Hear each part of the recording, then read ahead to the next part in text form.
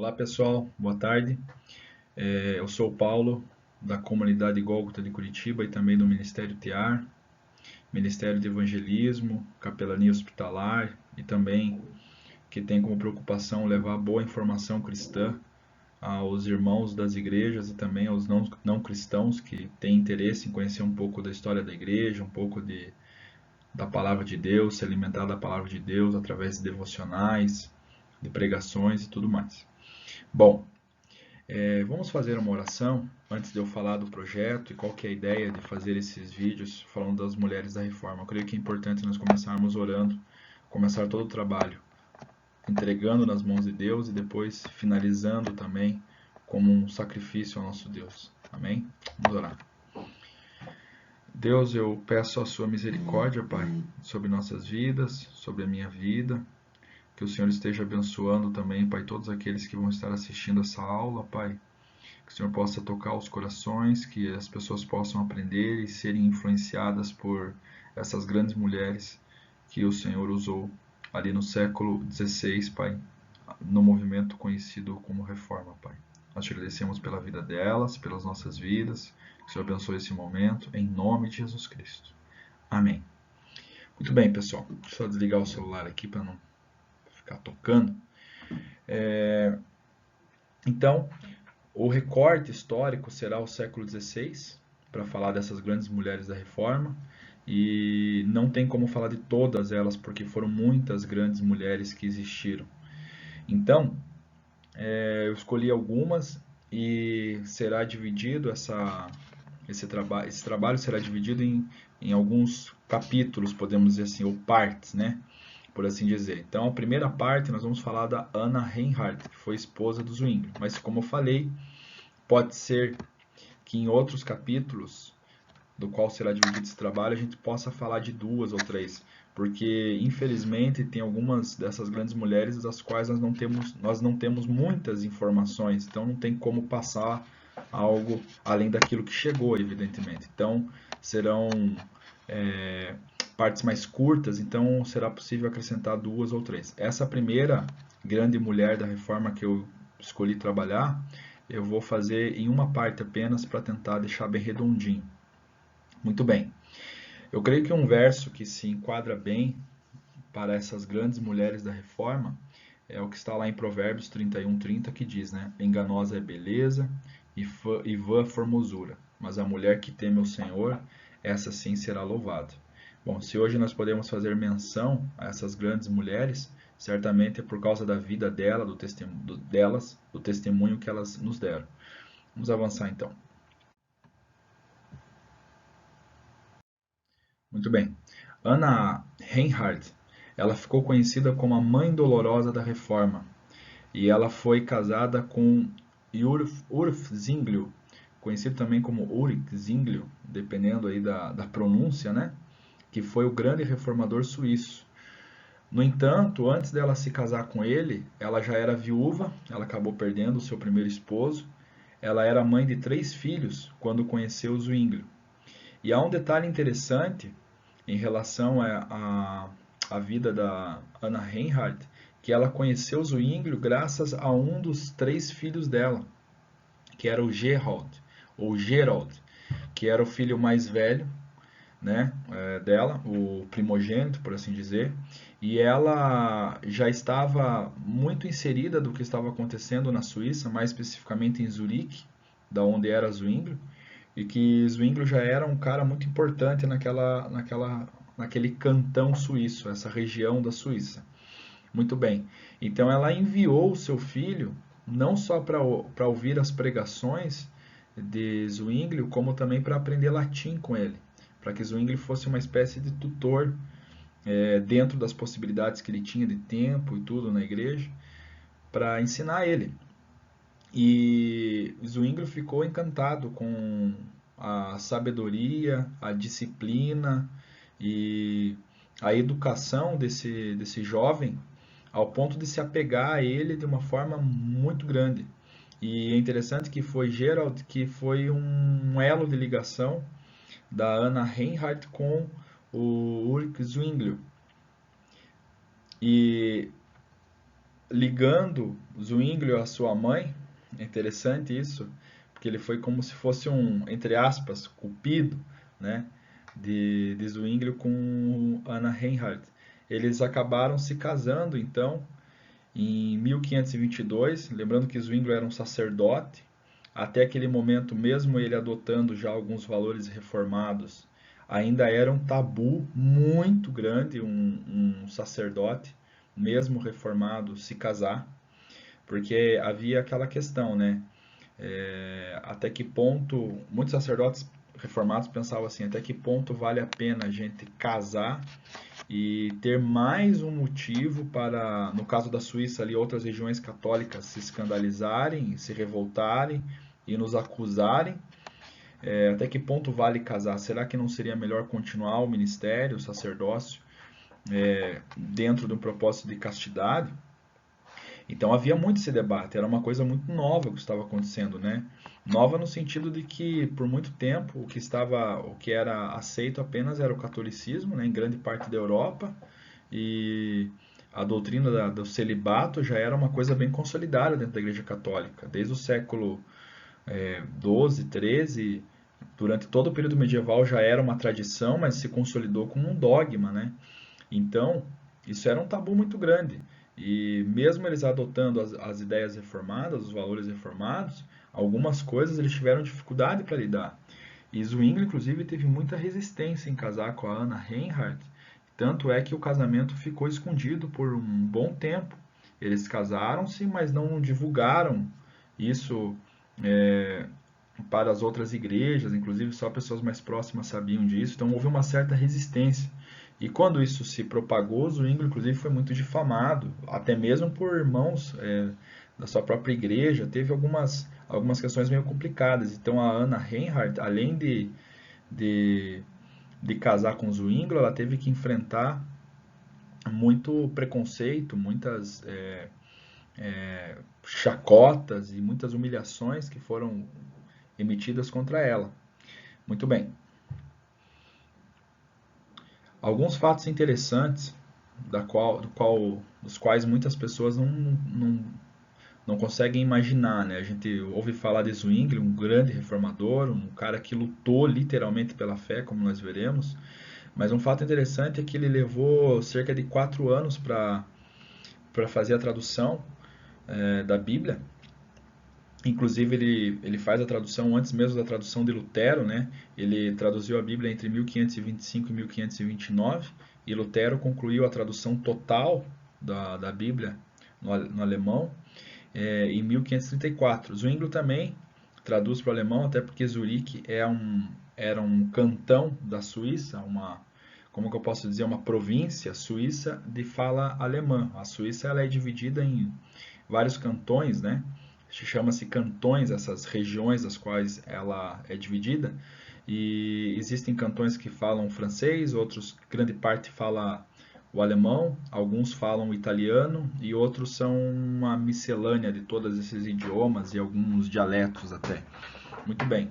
Então Zwingli conseguiu traduzir essa Bíblia, levou 4 anos. Só que um fato interessante é que, segundo alguns comentaristas da vida do Zwingli e alguns historiadores da igreja, de acordo com algumas cartas que foram passadas de geração em geração e chegaram até nós, é que foi Anna Reinhardt que convenceu Zwingli e grande parte da igreja de que era necessário levar a Bíblia para o povo da região, pois a reforma só se consolidaria com as pessoas tendo acesso à Bíblia Sagrada, tendo acesso a esses textos, para poder fundamentar suas doutrinas.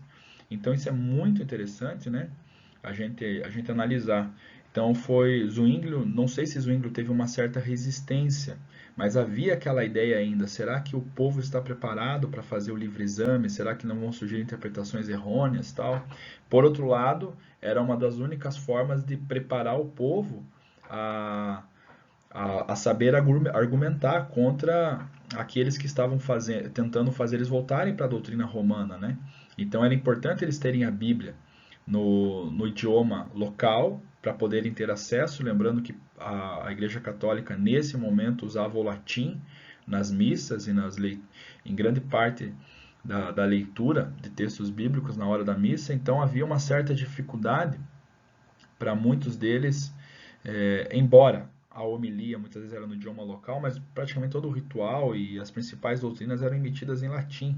Então, traduzir a Bíblia para o idioma local era essencial para as pessoas poderem conferir, analisar, terem um acesso direto às doutrinas reformadas também.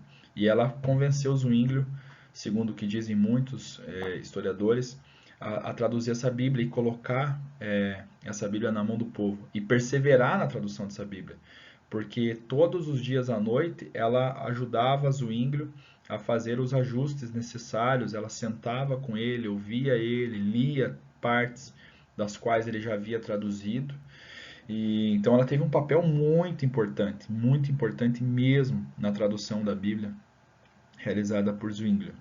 Muito bem. No entanto, nem tudo são flores.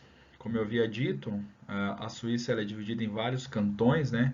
Eu creio que para a reforma, os dois mais importantes, sem dúvida alguma, são o de Zurique, onde Zwinglio e Anna Reinhardt deram início à reforma. Eu digo ela também porque, como a gente tem visto, ela foi muito importante. Começaram a reforma muito antes de Calvino consolidar a reforma aqui num outro cantão chamado Genebra, né?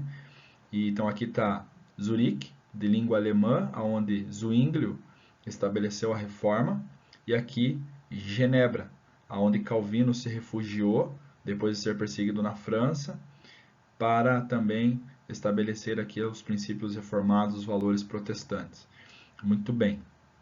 Então isso aqui é o recorte de como era a Suíça na época. Hoje não é muito diferente, também é dividido em cantões, assim, né, a Suíça. Então, desde o período medieval, ela é dividida em cantões. Algo bem interessante aos padrões da época, porque cada cantão tinha, de certa forma, uma autonomia.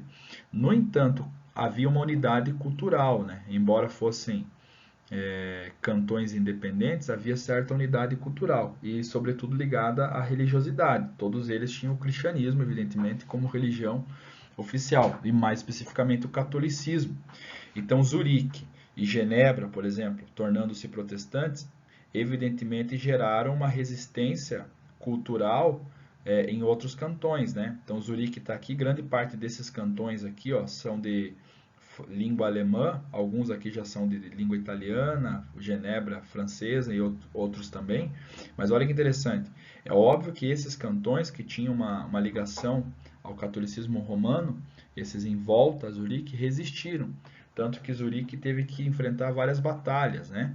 E em uma dessas batalhas, Zwinglio, em 1531, na famosa Batalha de Kappel, ele acabou sendo assassinado, na verdade. Ele era capelão do exército, ele foi lá para auxiliar espiritualmente e até mesmo levar a questão da saúde, né, um auxílio hospitalar. A capelania na época ela envolvia essas duas questões, né, tanto ajuda aos feridos quanto ajuda espiritual. Não consegui ser muito claro agora, acho que me embananei um pouco, mas acho que deu para entender. Então ele foi capelão. Então lá em 1531 ele foi para uma dessas batalhas. É interessante que ele, antes de se despedir de Anna Reinhardt, saiu muito angustiado e ela disse para ele que ele não deveria temer e deveria fazer o que era necessário. E nesse momento a gente pode pensar assim, poxa, uma guerra religiosa, pegar em armas contra os inimigos, mas era uma questão de consolidação da reforma ou não. E com certeza, se eles não fossem para a batalha, é óbvio que Zurique seria invadida do mesmo jeito e com certeza a história da reforma não teria o mesmo sucesso que teve na Suíça. Então, era uma questão de sobrevivência mesmo, porque se fosse possível, evidente, a diplomacia, a conversa, a conquista da liberdade religiosa por vias pacíficas, é óbvio que os dois lados prefeririam isso. Então a gente tem que entender também que para os católicos também havia essa ideia mesmo de o medo de perder a sua liberdade, ou também dos protestantes se imporem contra eles. Então era uma guerra, era uma questão assim que para nós hoje é um pouco complexo, mas na mentalidade da época não tinha essa ideia de separar a religião da política como nós temos hoje. Uma coisa era atrelada à outra. Então, isso é muito importante a gente ter em mente. De qualquer forma, Zwingli acabou falecendo. E não apenas Zwingli, além de Zwingli, Anna Reinhardt perdeu seu amado filho, o Gerald, que uniu os dois, como a gente havia falado, um irmão e cunhado na mesma batalha. Então ela perdeu parte da estrutura familiar que ela tinha. Ela perde o marido, ela perde o filho, que poderia ser o provedor. Lembrando que ela fica viúva pela segunda vez, já é a segunda vez que ela fica viúva, então ela teve uma vida extremamente sofrida nesse sentido. O interessante é que, mesmo sendo uma mulher de dores, uma mulher sofredora, não é à toa que é por isso que ela é conhecida como Mater Dolorosa da Reforma, traduzindo, uma mãe dolorosa da Reforma. Mesmo diante dessa dor, ela continuou recebendo diversos refugiados após a morte de seus entes queridos. Isso até falecer em 1538. Então, até o falecimento dela, ela recebeu muitos, mas muitos refugiados, porque paralelamente à reforma na Suíça, nós estamos aqui em 1538, então já em 1538, Lutero já tinha estabelecido a reforma lá no Sacro Império Germânico. Já em Genebra havia um movimento reformador muito forte. Na Inglaterra, na França, havia muitos protestantes sendo perseguidos. Nos Países Baixos, na Inglaterra eu já disse, né? Mas então, enfim, vários lugares da Europa, os boêmios lá na região do Sacro Império Germânico, também na Europa Oriental, onde hoje é a República Tcheca. Então havia protestantes de várias correntes sendo perseguidos em várias partes da Europa, então era necessário lugares de refúgio para eles poderem se exilar e ali também trocar informações, crescerem espiritualmente, aprenderem mais com os grandes mestres da reforma. E Zurique e Genebra foram dois grandes centros de acolhimento desses reformados, desses protestantes de várias partes da Europa. E ali eles encontraram a mãe dolorosa da reforma, Anna Reinhardt, de braços abertos, sua casa aberta para recebê-los. E ela foi uma verdadeira mãe, não só acolhendo, dando pouso, alimento, cuidando da saúde desses refugiados, mas também ensinando eles. Ela era uma mulher muito sábia. Não só uma mulher de oração, mas uma mulher também muito inteligente, que tinha respostas, que doutrinava também essas pessoas. Muito bem. Acho que aqui travou um pouquinho, pessoal. O Henrik Bullinger, que foi o sucessor de Zwinglio na igreja, na catedral de Zurique, ele disse o seguinte, em relação ao falecimento da Anna Reinhardt, e por essa fala dele a gente consegue dimensionar a importância dessa mulher nesse contexto. Ele disse assim: eu não desejo um final mais feliz para uma vida do que este. Ela partiu placidamente, como uma tênue luz, e foi para o lar e para o seu Senhor, louvando, nos encomendando a graça de Deus. Henrik Bullinger. Então, Bullinger, que foi um grande reformador, um grande pastor, né, na região, ele disse isso sobre essa grande mãe da reforma. Então essa mulher teve muito valor, foi muito importante. Certamente Zwinglio não teria realizado grande parte dos feitos que ele fez. Eu não falei de muitas outras coisas que Zwinglio fez, porque o foco principal era falar da perseverança e da santificação, da dedicação de Anna Reinhardt na história da reforma. Bom, então, que a gente tome como exemplo essa grande mãe reformada, né? Aqui nós temos uma imagem do Zwinglio, né? Um desenho, não sei se seria assim, como que se identificaria essa obra de arte, mas enfim, uma pintura, por assim dizer, da Anna Reinhardt, aqui ainda junto com o Zwinglio ainda em vida, ele provavelmente lendo partes da Bíblia para ela e ela trocando figurinhas com ele, auxiliando ele, provavelmente na tradução ou numa devocional que eles faziam também diariamente, aqueles famosos cultos do lar.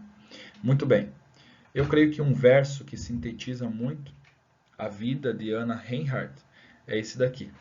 Toda mulher sábia edifica sua casa, mas a tola derruba com suas próprias mãos. Ela não só edificou, como ela fortaleceu sua casa. E quando inimigos tentaram derrubar a sua casa, ela manteve a memória e a honra do seu marido, do seu filho, do seu irmão, do seu cunhado, que eram servos de Deus que deram sua vida pela causa da reforma. Ela não só honrou, como ela fez muito mais por ela mesma. Ela recebeu os refugiados, ela acolheu pessoas que estavam sofrendo. Então é uma grande personagem da reforma que a gente deve valorizar muito. Bom, pessoal, finalizando, aqui nós temos alguns endereços do nosso ministério. Tem o Ministério Tear, aqui é o nosso grupo de capelania. Essa fotografia aqui ela contém poucos membros, né? Porque nesse dia que a gente fotografou aqui tinham poucas pessoas no hospital, mas há muito mais pessoas que vão lá fazer o trabalho no Hospital de Clínicas com as crianças que estão sofrendo. Infelizmente, diante desse momento conturbado que está vivendo, a gente está impedido. Não sabemos quando vamos poder voltar a fazer isso. Inclusive, peço que vocês orem pelas crianças que ali estão internadas. A gente sente muitas saudades de poder ir lá brincar com elas, evangelizá-las, contar história para elas. Mas enfim, aqui nós temos o Instagram do Tear, o Facebook e o e-mail, caso vocês tenham o desejo de mandar alguma mensagem, conversar, pedir oração, nos convidar para ir mostrar o trabalho das Jujubas, dessas falas que nós fazemos também. Aí na igreja de vocês a gente se coloca à disposição para o serviço do reino. Que Deus abençoe muito. Vou fazer uma oração para encerrar. E que Deus nos abençoe, que a gente aprenda com a vida da Hannah Reinhardt e muitas outras servas do Senhor. Próxima fala nos próximos dias estará disponível também. Nós vamos colocando no canal do Tear no YouTube. E isso aí. Vamos orar. Santo Deus, poderoso, justo e glorioso, nós oramos agora, Pai, pedindo a sua misericórdia, sobretudo nesse momento de grande dor que o nosso país e o mundo como um todo vive, Pai. Nós sabemos que há sinais, Pai, que estão se cumprindo da sua palavra, Pai. E Deus, estamos cada vez mais próximos da volta do seu Filho Jesus, Pai. Que o Senhor nos abençoe, Pai, de forma que a gente nunca abandone o seu caminho, o seu evangelho, Deus. Que a gente persevere na fé do Senhor, Pai. Que o Senhor esteja nos ungindo com seu óleo, cuidando do nosso coração e da nossa vida. Abençoe todos os irmãos, Pai, que compartilham comigo desse momento, que o Senhor possa os abençoar também e nos fortalecer nesse momento, Pai. Esteja nos protegendo com o seu sangue poderoso. Muito obrigado pela vida da Hannah Reinhardt e de muitas outras reformadoras e reformadores. Que o Senhor continue nos trazendo à memória aquilo que nos traz esperança, como a vida desses grandes servos e servas do Senhor. Nós te louvamos e te exaltamos no nome do Pai, do Filho e do Espírito Santo. Amém.